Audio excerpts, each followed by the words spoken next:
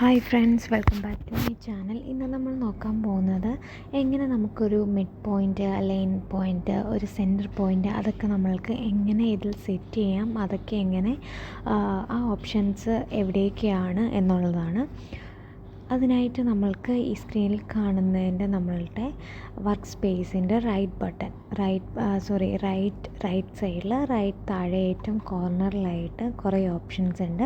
ആ ഓപ്ഷൻസിൽ നമ്മളിങ്ങനെ ഓരോരോ പോയിന്റിൽ കൊണ്ടുവെക്കുമ്പോൾ അതിൻ്റെ ഓരോരോ പേരുകൾ കാണാൻ സാധിക്കും. ഇവിടെ ഒബ്ജക്റ്റ് സ്നാപ്പ് ട്രാക്കിംഗ് എന്ന് പറഞ്ഞിട്ട് ഒരു ഓപ്ഷൻസ് ഉണ്ട്. അതല്ലെങ്കിൽ അതിൻ്റെ അടുത്ത് ഒബ്ജക്റ്റ് സ്നാപ്പിന് മാത്രം ഒരു ഓപ്ഷൻസ് ഉണ്ട്. ഇത് രണ്ടും ക്ലിക്ക് ചെയ്തിടുക. ക്ലിക്ക് ചെയ്തതിന് ശേഷം ഇവിടെ കാണുന്ന ഈ ഒബ്ജക്റ്റ് സ്നാപ്പ് ട്രാക്കിങ്ങിൻ്റെ അവിടെ റൈറ്റ് ബട്ടൺ കൊടുത്തിട്ട് ഒബ്ജക്റ്റ് സ്നാപ്പ് ട്രാക്കിംഗ് സെറ്റിങ്സ് വരും. ആ സെറ്റിങ്സിൽ പോവാം. Snap and grid, polar tracking, object snap, 3D object snap, dynamic input, ഇങ്ങനെ കുറേ ഓപ്ഷൻസ് ഉണ്ട്. അപ്പം എന്നുള്ള അതായത് മൂന്നാമത്തെ ഇതിൽ ഒബ്ജക്റ്റ് സ്നാപ്പ് എന്നുള്ള ഓപ്ഷൻ എടുക്കുക. ഓപ്ഷനിൽ ഞാൻ ഇവിടെ എല്ലാം, അതായത് സെലക്ട് ഓൾ, ക്ലിയർ ഓൾ കൊടുത്തിട്ട് സെലക്ട് ഓൾ, ഞാൻ എല്ലാം ഓപ്പൺ ചെയ്തിട്ടേക്കുകയാണ്. അതാണ് ഏറ്റവും എനിക്ക് ബെറ്ററായിട്ട് തോന്നിയിട്ടുള്ളത്. അപ്പോൾ നിങ്ങൾ സെലക്ട് ഓൾ കൊടുക്കുക. പക്ഷേ ഇവിടെ specifically end point, mid point എന്നുള്ള ഓപ്ഷൻസ് മാത്രം വേണമെങ്കിൽ ടിക്ക് ഓൺ ചെയ്യാൻ, ടിക്ക് ഓഫ് ചെയ്തിട്ട് നിങ്ങൾക്ക് ഏതാണോ ആവശ്യമുള്ളത് നോക്കുക. പക്ഷേ ഞാനെല്ലാം നമ്മൾക്ക് വർക്ക് ചെയ്യുമ്പോൾ കൂടുതലും ഓപ്ഷൻസ് നമുക്ക് യൂസ്ഫുള്ളായിട്ട് തോന്നും. അതുകൊണ്ട് നമ്മൾ ഇതെല്ലാം സെലക്ട് കൊടുക്കുക, ഓക്കെ കൊടുക്കുക.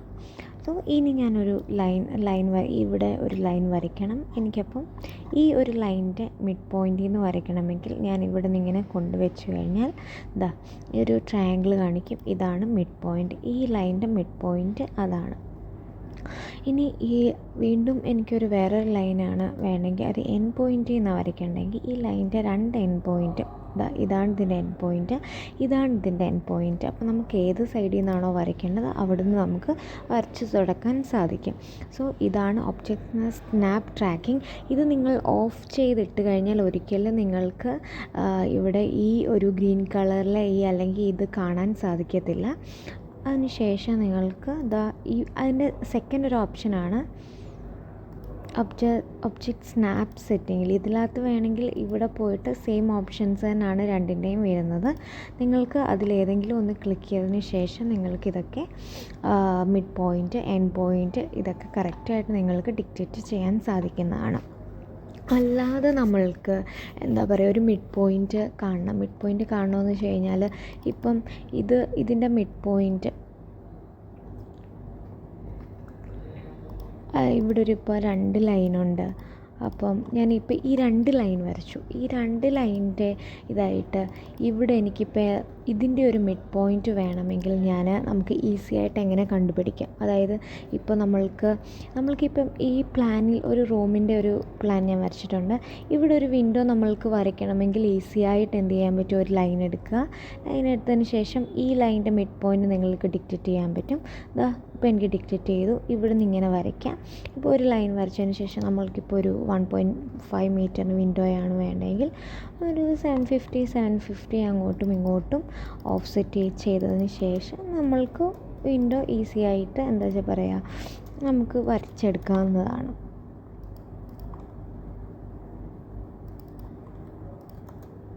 ഇപ്പോൾ നമുക്ക് ഇങ്ങനെ വരച്ചെടുക്കാൻ പറ്റുന്നതാണ്. ഞാൻ ഈ വിൻഡോ ഇത് നേരത്തെ വരച്ച് വെച്ചാൽ ഞാനിവിടെ കോപ്പി ചെയ്ത് വെച്ചു. ഇനിയിപ്പോൾ നമ്മൾക്ക്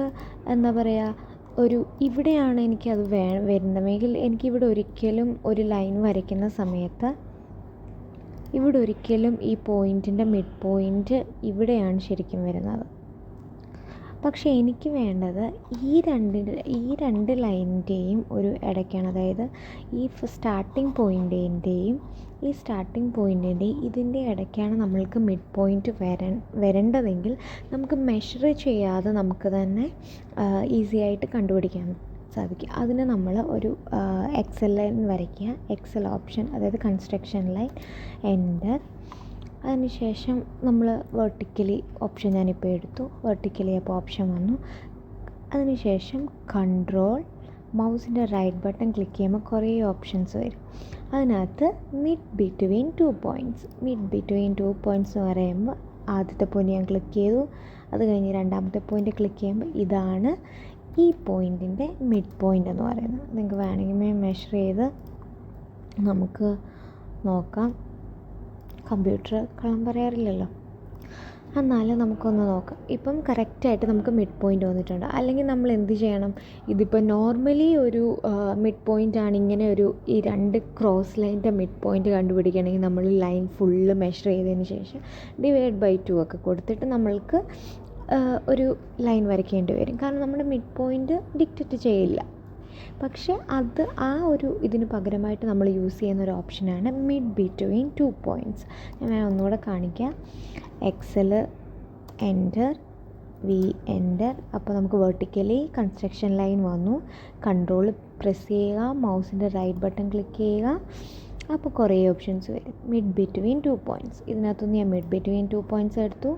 ഇനി എനിക്ക് എൻഡ് പോയിൻറ്റ്, എവിടെ നിന്ന് നമുക്ക് മിഡ് പോയിൻറ്റ് വേണ്ട, ഈ എൻഡ് പോയിൻറ്റിൽ നിന്നും ഈ എൻഡ് പോയിൻറ്റിൽ നിന്നും മിഡ് പോയിൻറ്റ് വേണം. സോ ഇതാണ് ഈ ഇവിടം തൊട്ടുള്ള ലൈനിൻ്റെ മിഡ് പോയിൻറ്റ്.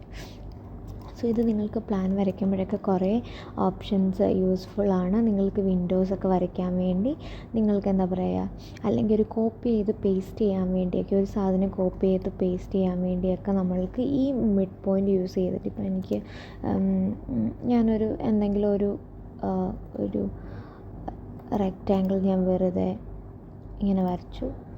അപ്പോൾ എനിക്ക് ഇവിടെ ഞാനൊരു ലൈൻ വരച്ചു. അപ്പോൾ എനിക്ക് ഇതിനുള്ളിലൊരു സർക്കിൾ കൊണ്ടുവെക്കണം. ഈ 2ൻ്റെ സെൻറ്റർ ആക്കിയിട്ട് എനിക്കൊരു സർക്കിൾ കൊണ്ടുവെക്കണമെങ്കിൽ അപ്പോൾ ഞാൻ എന്ത് ചെയ്യുക, ഞാൻ ഈ 2 മിഡ് പോയിൻ്റ് ഇടയ്ക്ക്